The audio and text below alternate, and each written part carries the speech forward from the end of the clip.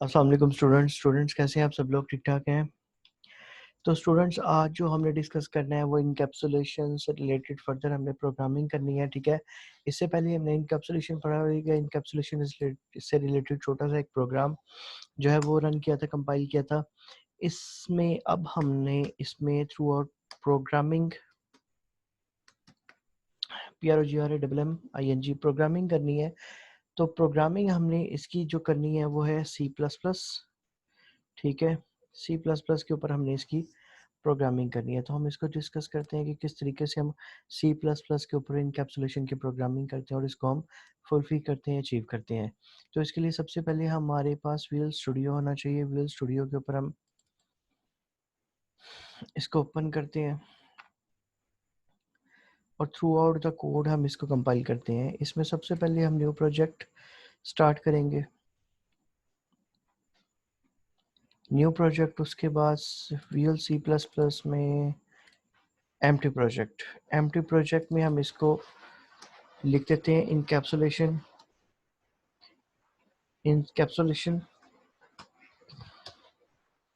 Programme, ठीक है। तो हमने इनकैप्सुलेशन प्रोग्राम के नाम से इसका नाम ये रख दिया, ठीक है। इसके बाद हम आगे स्टार्ट करते हैं। जब ये प्रोजेक्ट ओपन होगा, प्रोजेक्ट कंपाइल होगा, तो इसमें हम इसका एक जो है पेज ऐड करेंगे। पेज ऐड करने के बाद उसके ऊपर हम कोड करेंगे, वर्कआउट करेंगे।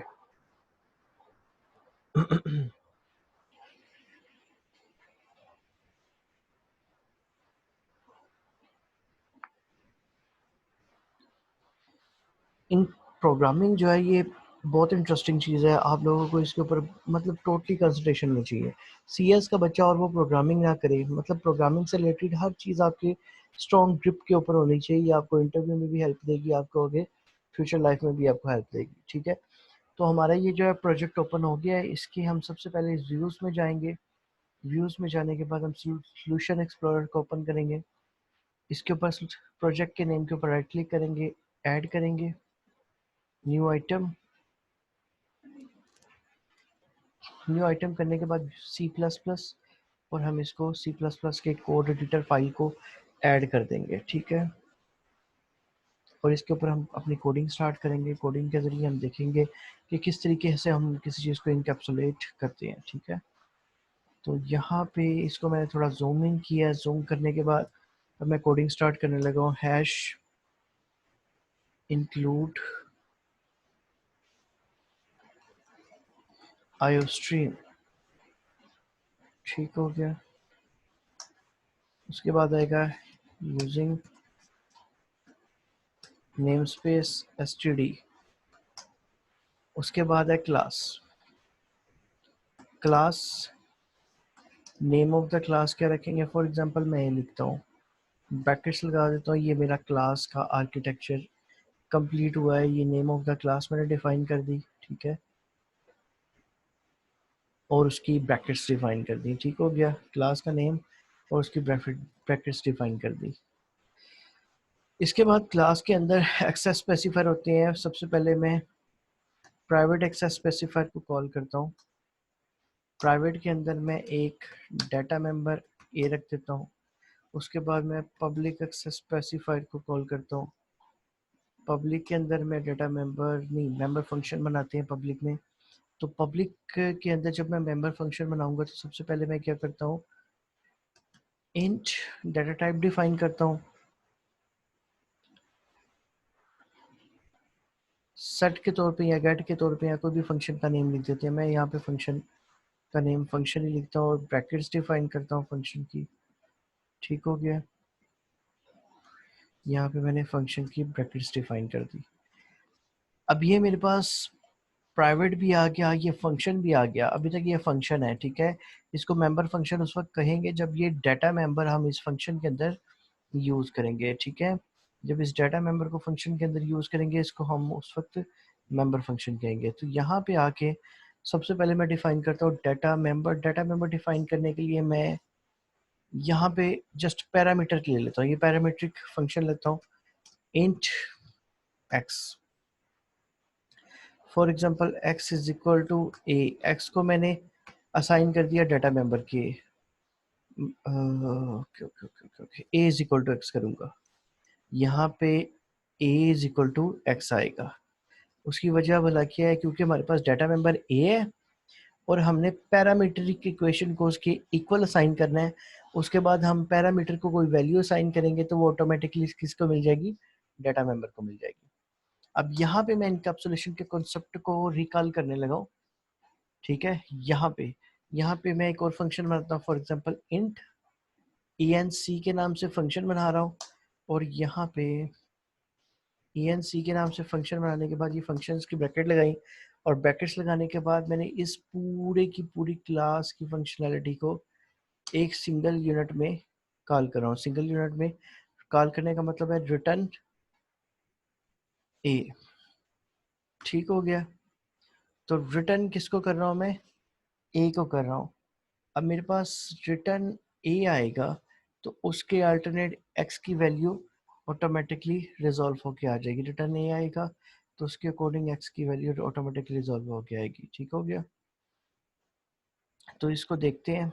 उसके बाद यहाँ पे ये वैल्यू डिफाइन कर दी। उसके बाद मैंने यहाँ पे इसको कॉल भी कहीं पे करना है। यहाँ पे ये जो है ना, किसी मेंबर फंक्शन को एक सिंगल यूनिट में कॉल किया है, ठीक है। पूरी क्लास को एक सिंगल यूनिट में कॉल कर रहा हूँ।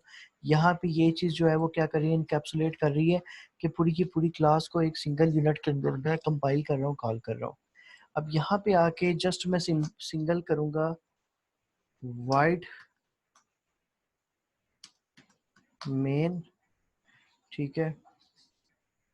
वाइड मेन करने के बाद ब्रैकेट्स, ठीक है। ब्रैकेट्स लगाने के बाद यहाँ पे मैंने क्लास का ऑब्जेक्ट बनाना है। क्लास का नाम मैंने क्या रखा हुआ है, ए। इसका ऑब्जेक्ट मैंने ओ के नाम से बना दिया है। अब मैं ओ डॉट इसके मेंबर फंक्शन कॉल कर रहा हूँ तो मेरे पास फंक्शन भी आ रहा है, दोनों आ रहे हैं। सबसे पहले मैं ओ डॉट फंक्शन के नाम से कॉल करता हूँ और इसके पैरामीटर को वैल्यू दे देता हूँ 1 2।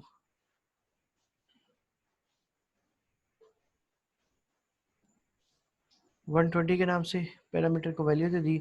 उसके बाद मैं सी आउट करता हूँ।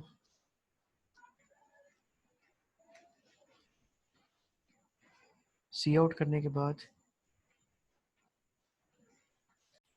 उसके बाद यहाँ पे एंटर करते हैं result is hard coded value.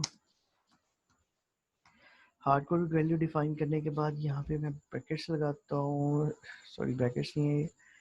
उसके बाद मैं ओ डॉट इनकैप्सुलेशन, मतलब इनकैप्सुलेट जहाँ पे सिंगल यूनिट कॉल किया हुआ है उस फंक्शन को मैंने कॉल किया, मेंबर फंक्शन को कॉल किया।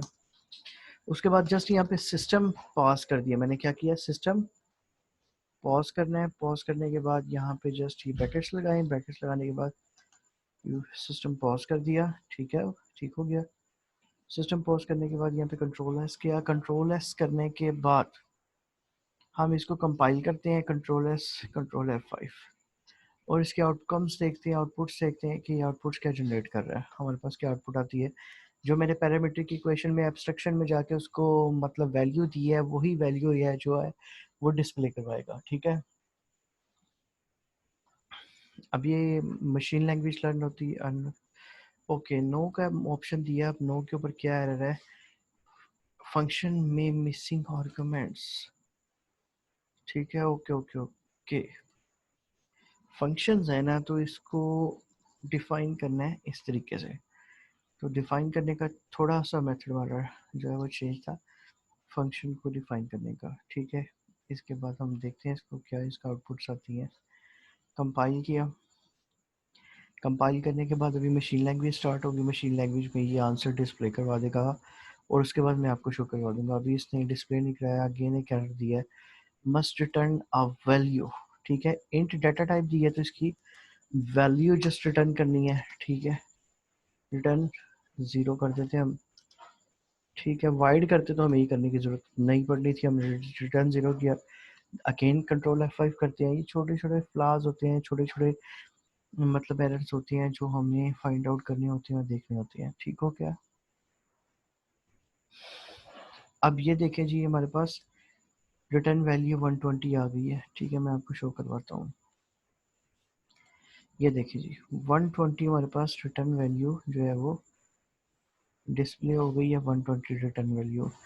सेम इन द सिनेरियो हम इस तरीके से ही जो बाकी अपने कोड को है वो कंपाइल कर सकते हैं। ठीक है, कंपाइल करने के बाद उसके आउटपुट देख सकते हैं, आउटकम्स उसके देख सकते हैं। ठीक है, अब कोड को जब भी आपने रन करना है, कंपाइल करना है, तो आपको एक चीज़ का आइडिया होना चाहिए कि प्राइवेट मेंबर क्या कर रहे हैं, पब्लिक मेंबर क्या कर रहे हैं और प्रोटेक्टेड मेंबर क्या कर रहे हैं। फॉर एग्जांपल अगर मैं यहाँ पे इनहेरिटेंस क्रिएट करता हूँ, अगर मैं यहाँ पे इनहेरिटेंस क्रिएट करता हूँ तो मैं ये देखता हूँ इनहेरिटेंस के अकॉर्डिंग इसके अंदर क्या चेंजिंग्स आती हैं। ठीक हो गया, जस्ट यहाँ पे मैं एक पेरेंट क्लास बनाई है, यहाँ पे मैं एक चाइल्ड क्लास बना देता हूँ, एक और क्लास क्रिएट करता हूँ, क्लास बी, उसको इनहेरिट कर देता हूँ public control space public class ए के साथ, और ये ब्रैकेट्स लगा दी, तो ये प्रोटेक्टेड एक्सेस स्पेसिफायर के अंदर फॉल करेगा। चाइल्ड क्लास का ऑब्जेक्ट बना के हम पेरेंट क्लास की सारी एट्रीब्यूट्स खसूसियात को यूज़ कर सकते हैं। अब हम यहाँ पे जस्ट क्या करेंगे, चाइल्ड क्लास का ऑब्जेक्ट बनाएंगे। ठीक है, ऑब्जेक्ट किसका बनाया, चाइल्ड क्लास का। इस चाइल्ड क्लास के ऑब्जेक्ट के साथ मैं इस चाइल्ड क्लास के डाटा मेंबर फंक्शंस को भी कॉल कर सकता हूँ पब्लिक के, और पेरेंट क्लास के डाटा मेंबर फंक्शंस को भी कॉल कर सकता हूँ। ठीक है, यहाँ पे चाइल्ड क्लास का ऑब्जेक्ट बनाने से ये देखिए सारी चीज़ें, कहीं पे कोई एरर नहीं आया। अब यहाँ पे अगर मैं चाइल्ड क्लास के ऑब्जेक्ट के क्लास के अंदर अगर कोई पब्लिक में जाके फंक्शन भी डिफाइन करता हूँ, पब्लिक में जाके फंक्शन भी डिफाइन करता हूँ, तो उसमें भी एज सच कोई इशू नहीं आएगा। ठीक है, फॉर एग्जांपल मैं इंट z के नाम से एक डाटा मेंबर लेता हूँ, और यहाँ पे मैं फंक्शन बनाता हूँ वाइड फंक्शन के नाम से मैंने एक फंक्शन बनाया और इसकी ब्रैकेट्स लगा दी। ठीक है, और यहाँ पे मैं सी आउट सेट कर देता हूँ, सी आउट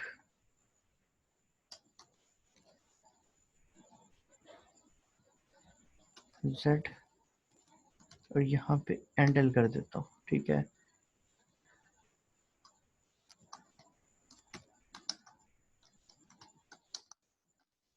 चाइल्ड क्लासेस। ठीक है, और यहाँ पे मैं z को कोई वैल्यू डिफाइन कर देता हूँ, फॉर एग्जांपल 20। ठीक है, तो मैं देखूंगा ओ डॉट फंक्शन 120। ठीक हो गया, ओ डॉट फंक्शन 120। अब ये 120 को कॉल क्यों नहीं कर रहा, ओ डॉट, ये फंक्शन इनकैप्सुलेशन को कॉल कर रहा है। Okay okay okay okay okay, हमने जो दो फंक्शन है वो सेम नेम से बना दिए हैं। इसको मैं FUNCTION, क्योंकि देखिए एरर इसलिए आ रहा था कि मैंने फंक्शंस के नेम सेम रख दिए थे। ठीक है, तो वो इसलिए जो है वो लोडिंग ओवर राइडिंग का इशू आ रहा था। तो यहाँ पे भी फंक्शन का नेम, लेकिन फंक्शन के नेम के साथ मैंने पैरामीटर डिफाइन किया था। यहाँ पे सेम मैंने फंक्शन बनाया लेकिन उसमें पैरामीटर डिफाइन नहीं किया था, इसलिए वो कन्फ्यूजन में आ गया था और वो इशू जनरेट कर रहा था। तो यहाँ पे मैंने जस्ट मैंने क्या करना है, ओ डॉट फंक्शन को कॉल करना है। ठीक है, और इसके बाद यहीं पे सी आउट कर देना है,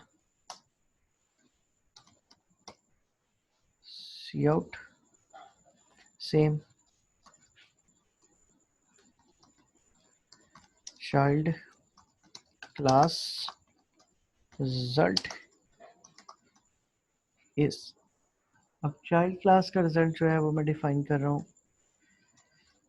यहाँ पे है जी ओ डॉट फंक्शन। अच्छा, इसको इनकैप्सुलेशन के मेथड से हम कॉल करेंगे, तो इनकैप्सुलेशन के मेथड से कॉल करने के लिए यहाँ पे भी हमें एक सिंगल यूनिट बनाना पड़ेगा। उसको मैं नाम दे देता हूँ इंट गेट का फंक्शन बनाता हूँ, और यहाँ पे रिटर्न कर देता हूँ। रिटर्न किसको करूँगा, z को जस्ट। ठीक है, रिटर्न z को कर दिया, और यहाँ पे ओ डॉट गेट, और यहाँ पे एंडल।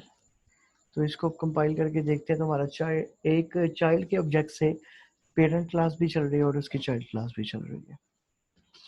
ठीक है, चाइल्ड के ऑब्जेक्ट से पेरेंट क्लास भी चल रही है और इसकी चाइल्ड क्लास भी चल रही है। अब इसमें ये एरर आया है, एरर को देखते हैं कहाँ से आ रहा है। नो किया, उसके बाद मैंने यहाँ पे देखा function call missing argument use get and set. ठीक है, फंक्शन, तो यहाँ पे function call missing value get O dot in. Okay okay okay okay, यहाँ पे सेम वो हमने इशू क्रिएट किया, फंक्शन को इस तरीके से कॉल करते हैं, उसके बाद कंट्रोल एस और इसके बाद कंट्रोल F5 किया। कंट्रोल F5 करने के बाद इसके आउटकम्स देखते हैं। अभी ये मशीन लर्निंग डिफाइन करती है, मशीन लैंग्वेज आती है, तो मैं उसको आपको डिफाइन करता हूँ, दिखाता हूँ कि किस तरीके से हमने इसके ऊपर काम किया है। ये देखें जी, ये मेरे पास आउटपुट आ गई, चाइल्ड क्लास भी चल रही है, result is child class result, parent class भी चल रही है, चाइल्ड क्लास भी चल रही है और दोनों का रिजल्ट भी आ रहा है। ठीक है, तो ये था आज का हमारा इनकैप्सुलेशन का टॉपिक। इंशाल्लाह ताला नेक्स्ट क्लास के अंदर हम फर्दर आगे डिस्कशन करेंगे। ठीक है, इंशाल्लाह ताला बेटा, नेक्स्ट क्लास में हमारी आपसे मुलाकात होगी। उतनी देर तक आप अपनी जो ये प्रीवियस लेक्चर्स हैं इनको तैयार करें और अपने फाइनल टर्म्स के लिए प्रैक्टिस करें और इसकी तैयारी करें। ठीक है, ओके बेटा जी, टेक केयर, अल्लाह हाफिज़।